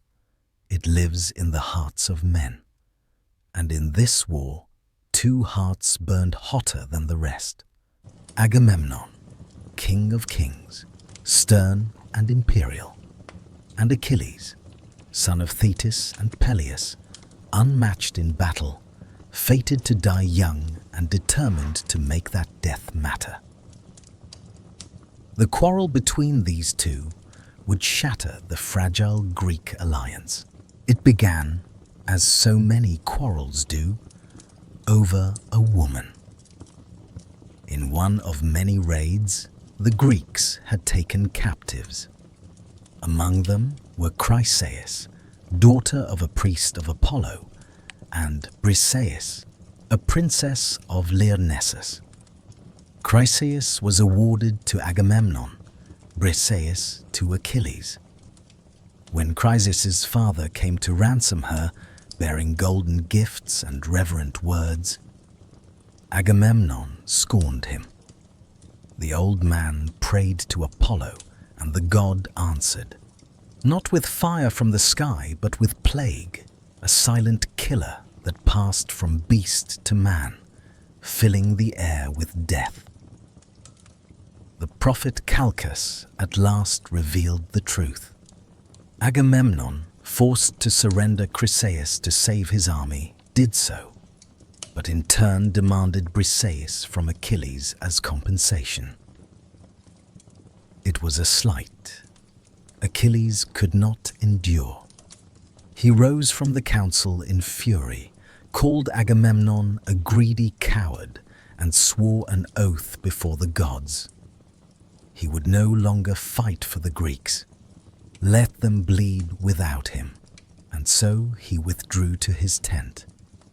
And with him went the Myrmidons, his elite warriors, silent and dangerous, forged for war. From that moment, the tide turned. Without Achilles, the Greeks began to suffer. The Trojans pressed harder. Hector, son of Priam and champion of Troy, led the charge with quiet, noble fury. He was not Paris, who had brought the war, nor Deiphobus, who sought glory. Hector was the heart of the city, a husband, a father, a prince, who carried the burden of his people not in pride, but in duty. Day by day, the Trojans pushed the Greeks back to the sea. Ships were set ablaze. Heroes fell. Patroclus, friend and companion of Achilles, watched the losses mount with growing despair. Some say Patroclus was a friend, others a lover, but all agree he was the only one who could reach Achilles in his grief and fury. When the Trojans breached the Greek defenses and threatened to burn the ships, Patroclus begged Achilles to let him fight in his stead. He wore the hero's armor, rode his chariot, led the Myrmidons into battle, and for a time the Greeks rallied. But Patroclus, flushed with borrowed glory, went too far. He reached the gates of Troy, and there he met Hector. Their duel was brutal, and it ended with Patroclus falling beneath Hector's spear. And with him fell whatever peace remained in Achilles' heart. When Achilles learned of his death, his grief shook the camp. He did not weep like a man. He howled like a storm god, filled with rage and ruin. He returned to battle, not for glory, not for oaths, but for vengeance. His mother Thetis brought him new armor forged by Hephaestus himself, bronze that gleamed like the sun, a shield carved with the history of the world. Then Achilles went to war. No one could stand against him. He slaughtered men by the dozen. Chariots overturned. Blood stained the dust. He chased Hector around the walls of Troy 3 times before they met in single combat. Hector fought bravely, but Achilles was a fire no water could quench. He struck Hector down, pierced him through, and in rage dragged his body behind his chariot, circling the city day after day, denying the dead prince the dignity of burial. It was Priam, the old king of Troy, who brought an end to that madness. At night, guided by Hermes, he crept into the Greek camp and knelt before Achilles. He kissed the hands that had killed his son. He spoke not as a king, but as a father, and Achilles finally wept. He returned Hector's body and gave Priam safe passage. For a moment, there was quiet in the war. But peace, as always, was fleeting. Achilles would not survive the war. A poisoned arrow, some say fired by Paris, others guided by Apollo, struck his heel, the only vulnerable part of him. He died in the dust, young and unmatched, and the war dragged on without him.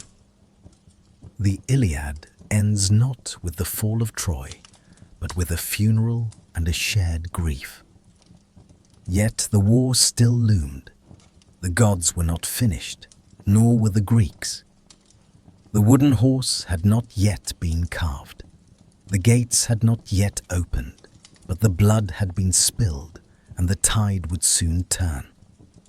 The war had bled the land dry. 10 years of siege had turned warriors into husks, kings into ghosts, heroes into memories. Troy, once golden, stood behind its walls like an old lion surrounded by wolves. The sons of Priam had fallen one by one. Hector, the shield of the city, laid low by Achilles. Troilus, struck down while still a boy. Polydorus, slaughtered in betrayal. The Trojans fought with the desperation of men defending not just stone, but history. And yet they endured, year after year, while the Greeks grew weary beside their smoking campfires. Then, just as the gods began to turn their gaze elsewhere, the Greeks vanished. At dawn, the Trojans climbed their towers and saw no sails upon the sea. The ships were gone.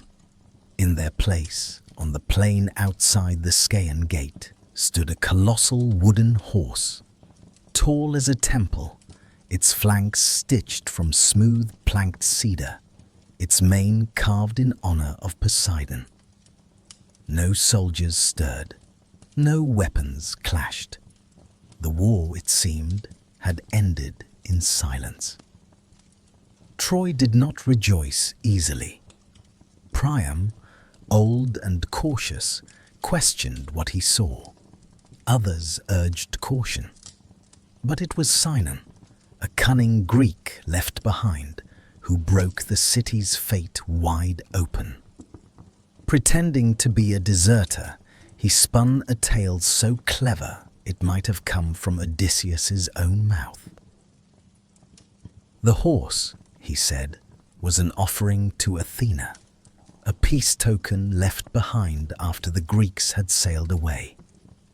If the Trojans brought it into their city, it would guarantee their dominance for generations. But if they dared destroy it, ruin would follow. Only Laocoon, priest of Poseidon, spoke the truth. "Beware Greeks bearing gifts," he warned, and hurled a spear into the side of the horse. The wood groaned. Something shifted within. But in that moment, as if the gods themselves had tired of warning men, a pair of sea serpents, great and coiled, with eyes like burning coals, rose from the surf and crushed Laocoon and his sons in their coils. The people, seeing this, called it a sign. Troy had refused the gods' gift once before. They would not do so again. With ropes and wheels, with cheers and hymns, they brought the horse inside their walls. That night, while the city feasted and the fires died down to embers, a trapdoor in the belly of the beast opened with a groan like thunder. Out came Odysseus, Menelaus, Neoptolemus, Diomedes, and others, hand-picked for cruelty and cunning. At the same hour, the Greek fleet, hidden on the nearby isle of Tenedos, returned silently under cover of night. Troy slept. What followed was not war, it was slaughter. Neoptolemus, the son of Achilles, stormed through the palace like a black wind. He killed Priam at the altar of Zeus, the old king's blood soaking the stones. Cassandra, daughter of Priam and cursed prophetess, was dragged screaming from the temple of Athena, her warnings once again unheard. Hecuba, queen of Troy, watched her sons die and her city burn. The Greeks showed no mercy. Astyanax, Hector's infant son, was thrown from the walls so no heir might one day rise. Temples were desecrated, women taken, and the city of Troy, once the pride of Asia, was given to flame. Helen, whose face had launched 1,000 ships, was found in the palace. Some say she wept and begged for forgiveness. Others say she stood proud, untouched by grief. Menelaus, blade in hand, looked into her eyes and dropped the sword. He took her back to Sparta, and the war at last claimed its final victory. When dawn rose over the plain, nothing remained but smoke and ash. The walls had fallen. The gods turned their eyes away. But the war did not end cleanly. The victors carried their own curses. Ajax the Lesser, who raped Cassandra in Athena's temple, was drowned at sea. Agamemnon, returning home with Cassandra as a concubine, was murdered in his bath by his wife Clytemnestra. The house of Atreus bled on. Menelaus and Helen returned to Sparta, but their names were never clean again. Diomedes, Nestor, and others wandered into obscurity or exile. Odysseus, cursed by Poseidon, would not see home for 10 long years. His tale, a winding odyssey of shipwreck and monsters, would become its own legend, shaped by gods and loss. Only Aeneas, son of Anchises and Aphrodite, escaped Troy with his father on his back and his son by the hand. Guided by omens and stars, he carried the last ember of Troy westward toward Italy. From his blood, so the Romans would later claim, came Romulus, Remus, and an empire even mightier than Troy. The fall of Troy was not just the end of a city. It was the end of an age, the heroic age, where men dined with gods, where glory mattered more than peace, and where fate was carved into flesh and stone. The fall of Troy was not the end of the story, but the beginning of another kind of tragedy, one not fought in open fields or high-walled cities, but on dark seas, in storm-tossed ships, and in the crumbling halls of once proud kings. For those who survived the war, the journey home would prove far more perilous than the war itself. The gods, unappeased by the sack of Troy, turned their fury against the victors. The winds that had once carried them to war now scattered them like leaves across the face of the world. Agamemnon, the High King, returned first, or so it seemed. He sailed with Cassandra, the Trojan prophetess taken as a concubine, and brought with him spoils, stories, and the shadow of a crime. The gods had not forgotten the sacrifice of Iphigenia, his daughter, slain to appease Artemis before the war began. And in Mycenae, Clytemnestra, queen, mother, and widow in all but name, had not forgotten either. She had taken a lover in Agamemnon's absence, Aegisthus, a cousin with his own score to settle, descended from the cursed house of Atreus. Together they plotted murder beneath the roof Agamemnon had built. When the king returned, triumphant but weary, he walked into his palace as into a trap. Some say he was stabbed in the bath. Others that Clytemnestra wrapped him in a robe and struck him down with an axe. Cassandra died too, screaming in a tongue none would hear, murdered at the threshold of a foreign land. Clytemnestra, bloodied and unrepentant, stood over her husband's body and claimed the act as justice. In that house, vengeance had become tradition. In time, vengeance came again. Orestes, son of Agamemnon and Clytemnestra, returned from exile and slew both his mother and her lover.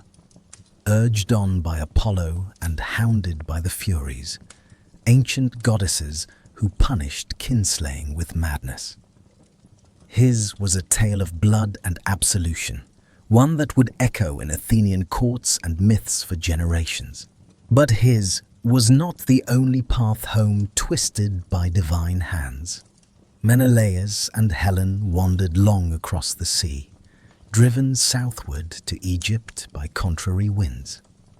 Some versions say the Helen who went to Troy was only a phantom, and the real woman had remained in Egypt the whole time, waiting, unaged, while a war raged for her shadow. Others say she went willingly with Paris, and that Menelaus forgave her, wearied by war and longing for peace.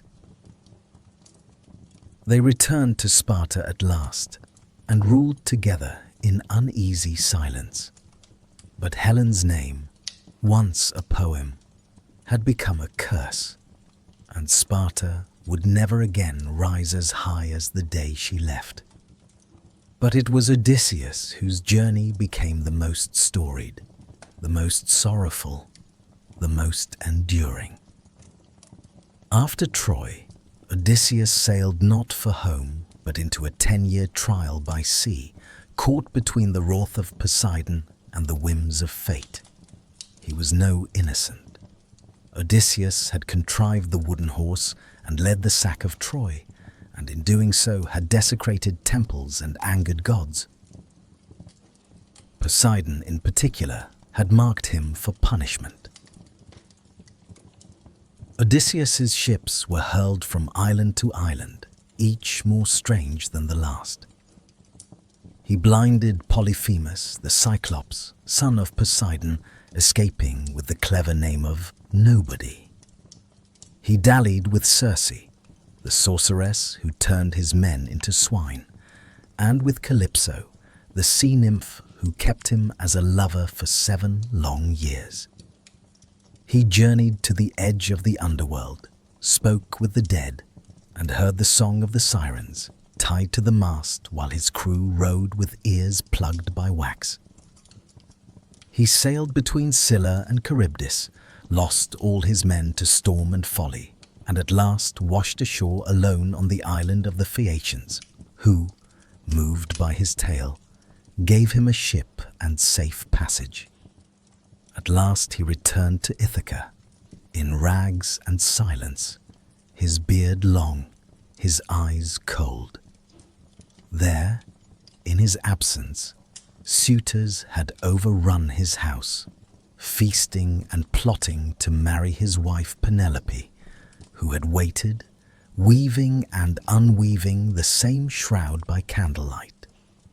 Odysseus, with the help of his son Telemachus, his loyal swineherd, and the bow only he could string, slew the suitors one by one. Blood filled the great hall. Peace returned, but only for a time. The cycle of war and vengeance was never far behind. Many others fared worse. Ajax the Lesser was struck down by Athena for his crimes.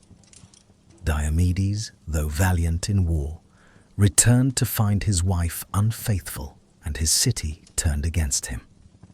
He wandered west, founding cities, fading into legend.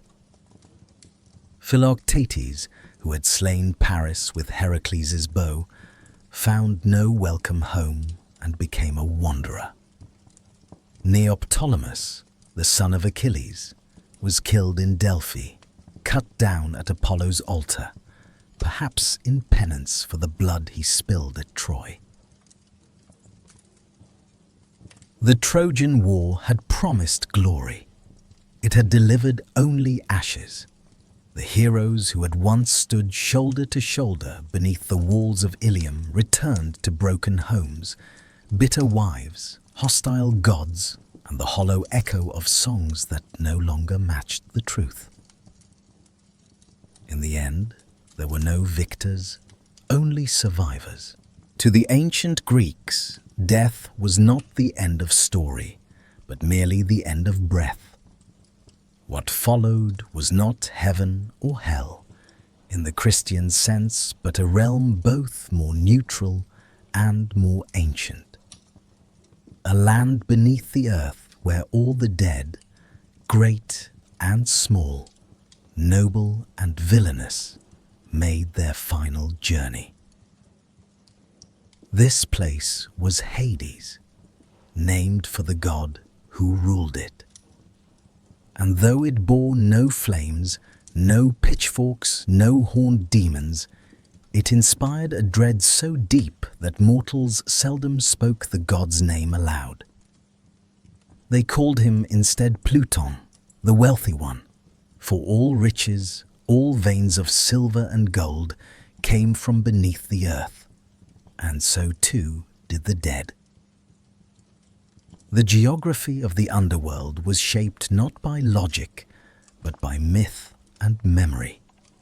At its threshold ran the 5 rivers: Styx, the river of hatred and sacred oaths; Acheron, the river of sorrow; Phlegethon of fire; Cocytus of lamentation; and Lethe of forgetfulness.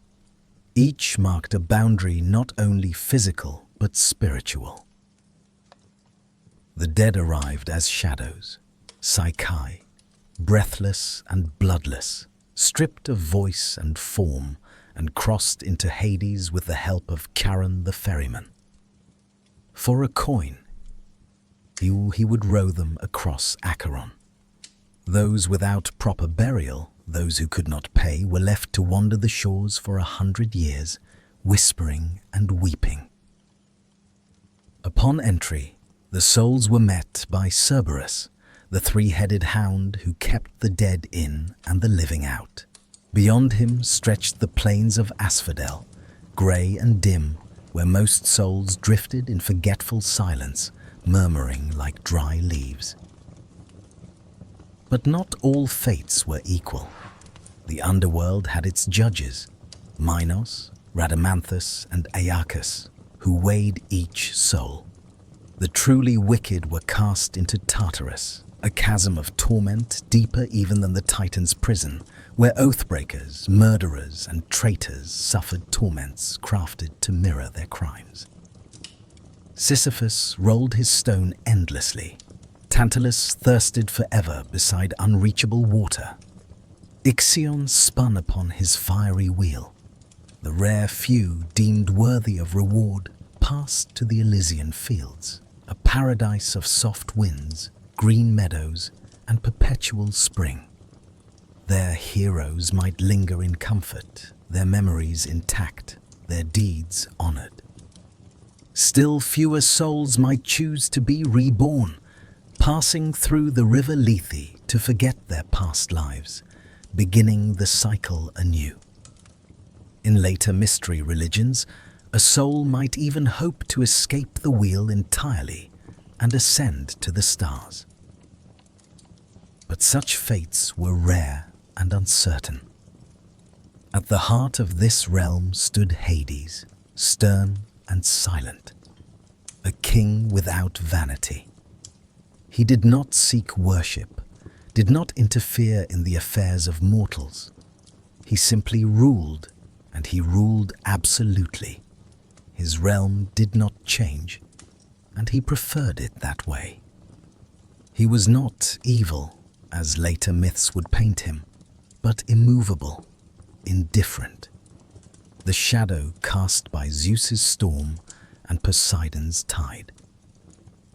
And by his side stood Persephone, queen of the underworld, whose story, perhaps more than any other, reveals the strange duality of death in Greek thought.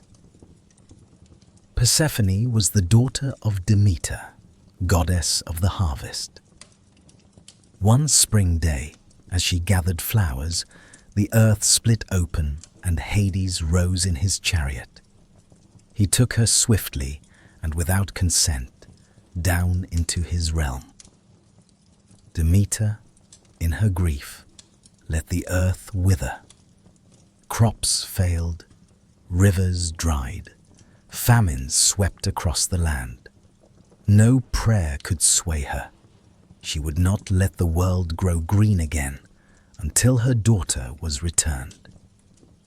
At last, Zeus sent Hermes to retrieve Persephone. But because she had eaten pomegranate seeds, 6 of them, or perhaps just 1, she was bound to Hades. The compromise became a myth for the seasons. Persephone would spend part of the year in the underworld, and during those months Demeter would grieve and the world would grow cold. When Persephone returned, the earth would bloom.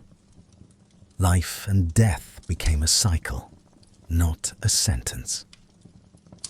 Over time, Persephone's role evolved.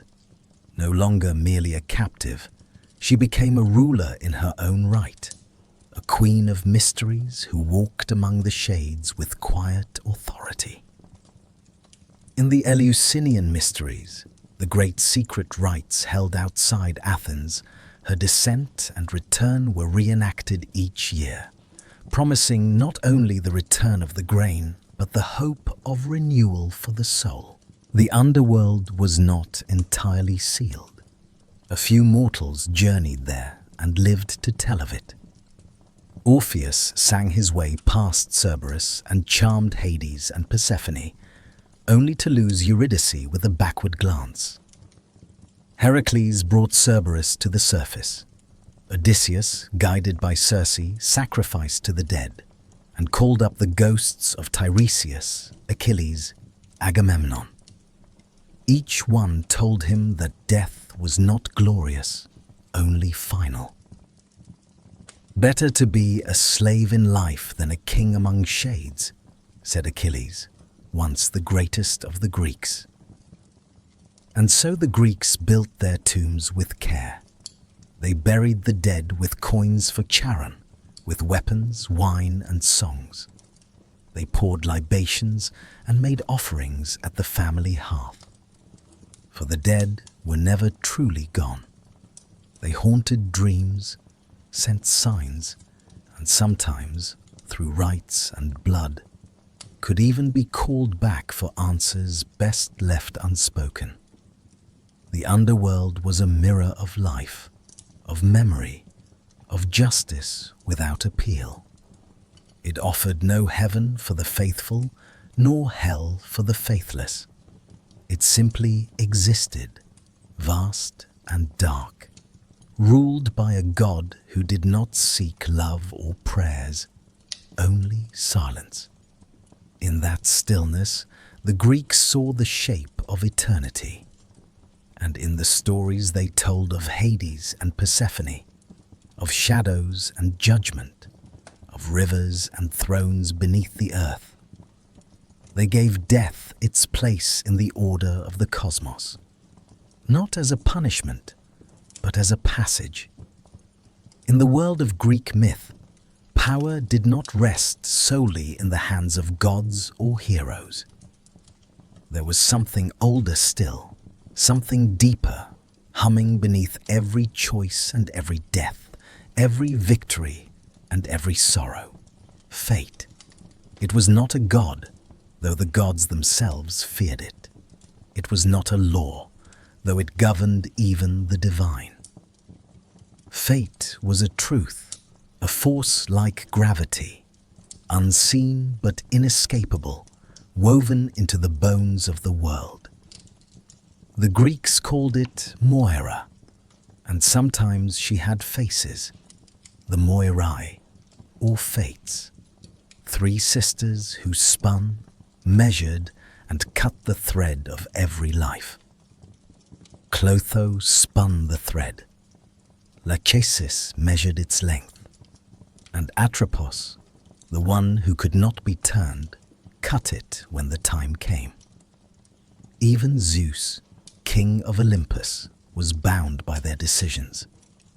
He might thunder and plead, but if Atropos raised her shears, no power in heaven or earth could stay her hand. And so, if fate ruled all, what hope had man? The answer lay in omens and oracles, the strange, subtle language of the gods, and the signs sent to those who dared to read them. The Greeks did not believe they could change their fates, but they believed they might understand them. To see the future was to brace oneself against it, to try, perhaps vainly, to prepare the soul. The most famous oracle in all of Greece was at Delphi, where Apollo spoke through the Pythia, a woman seated upon a tripod over a steaming chasm in the temple's stone floor. She inhaled vapors, slipped into trance, and delivered the words of the god in riddles and fragments. Kings, generals, and common men came to her, some to seek glory, others merely survival. But her words were never straightforward. Apollo did not deal in certainties. A prophecy, like a blade, could cut both ways. So many stories twisted around her cryptic pronouncements. Croesus, king of Lydia, asked the oracle if he should wage war on the Persians. She told him that if he crossed the river, he would destroy a great empire. He did not realize the empire would be his own. Oedipus too was told he would kill his father and marry his mother. His parents tried to thwart the prophecy by abandoning him. He in turn fled his supposed home to avoid fulfilling it, only to walk straight into its jaws. The oracle, as always, had been correct. It was men's misinterpretation that doomed them. There were other oracles too. At Dodona, where the rustling of sacred oaks revealed the will of Zeus. At Delos, where Leto gave birth to Apollo and Artemis. At Ammon in Libya. And countless smaller shrines where dreams, animal entrails, birds in flight, or the trembling of a flame gave voice to the unknowable. In war, omens were sought before every battle. A flash of lightning, a flight of crows, a sneeze at the wrong moment. These were not trifles. They were warnings, communications from the divine. A general who ignored them risked not only defeat, but cosmic punishment. Sacrifices were made before sea voyages, births, weddings.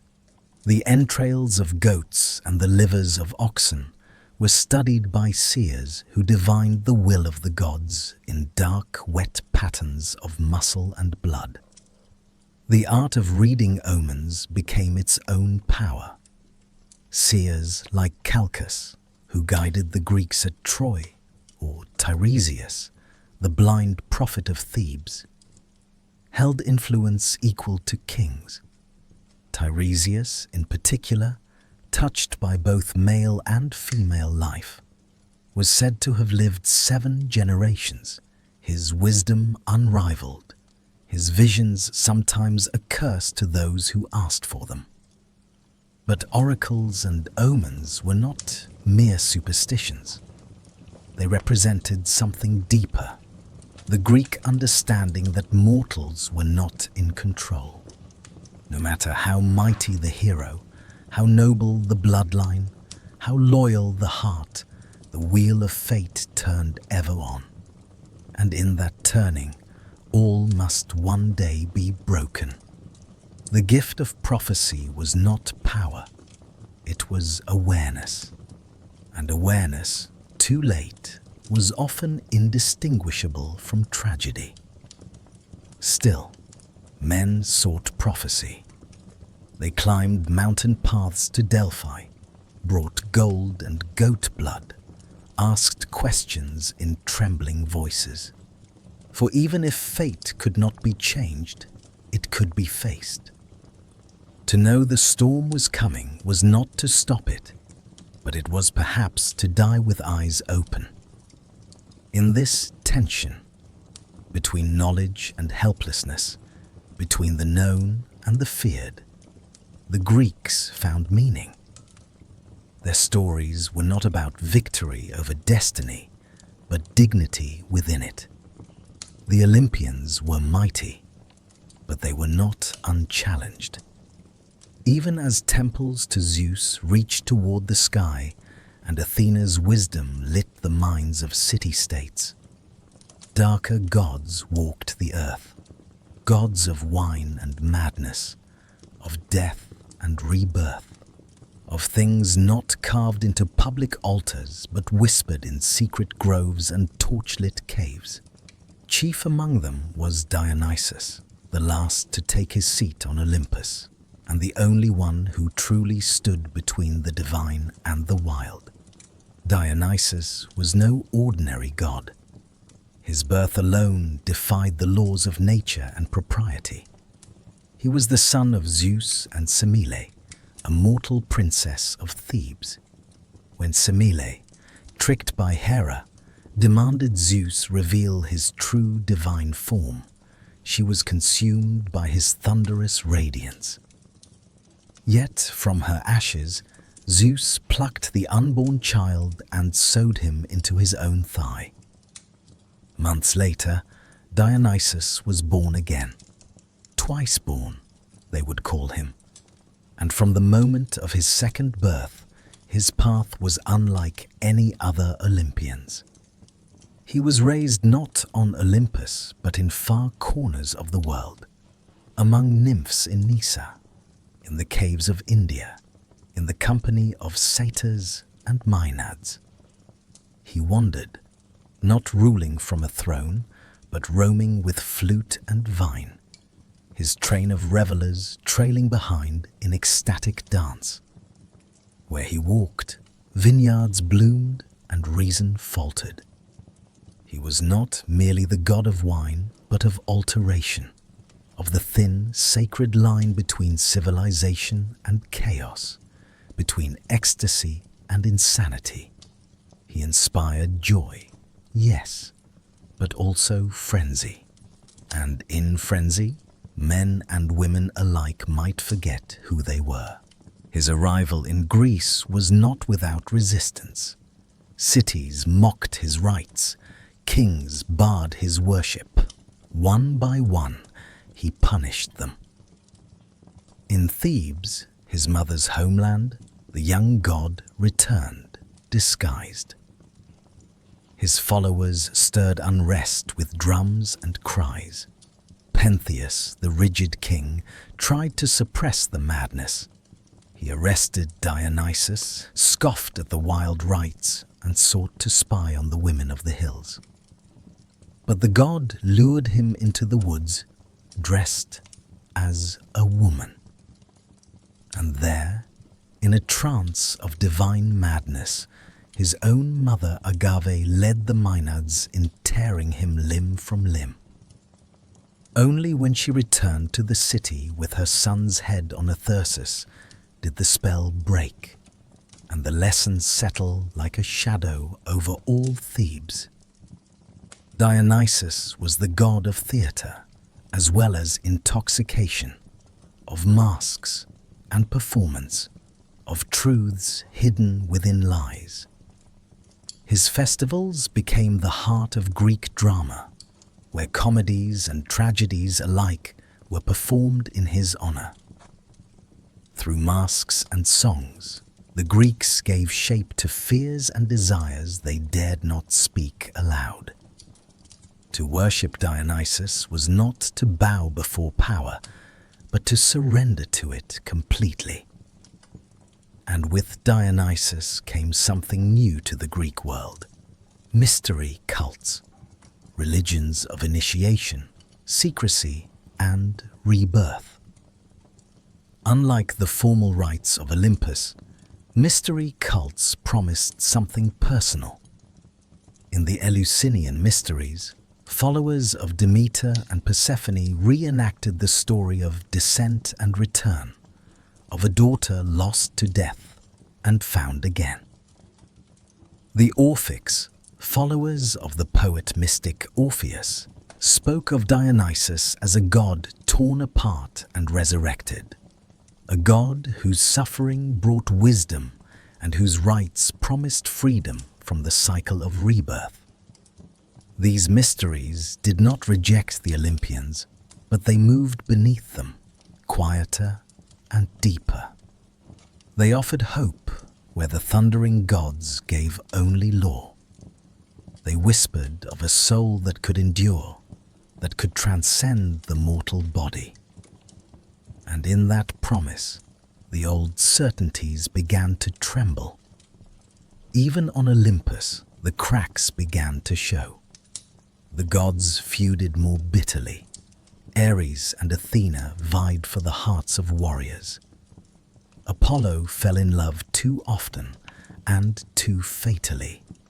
Hyacinthus, Daphne, Coronis, leaving death and transformation in his wake. Aphrodite, jealous and capricious, punished mortals for the very desire she stirred. The gods began to resemble the mortals they ruled, proud, fickle, wounded, and lost. In Dionysus, the Olympian order met its mirror and its undoing. He was divine and yet lived as a wanderer.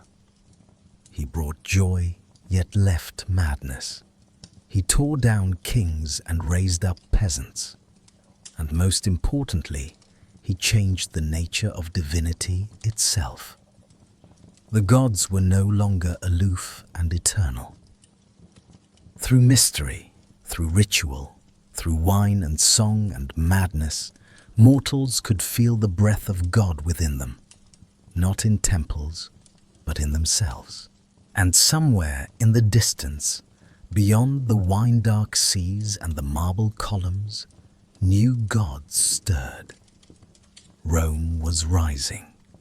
The world was changing. And Olympus, for all its thrones and thunders, could already feel the wind shifting on the mountaintop. Even the gods are not immortal, not in memory, not in power, and not in reverence.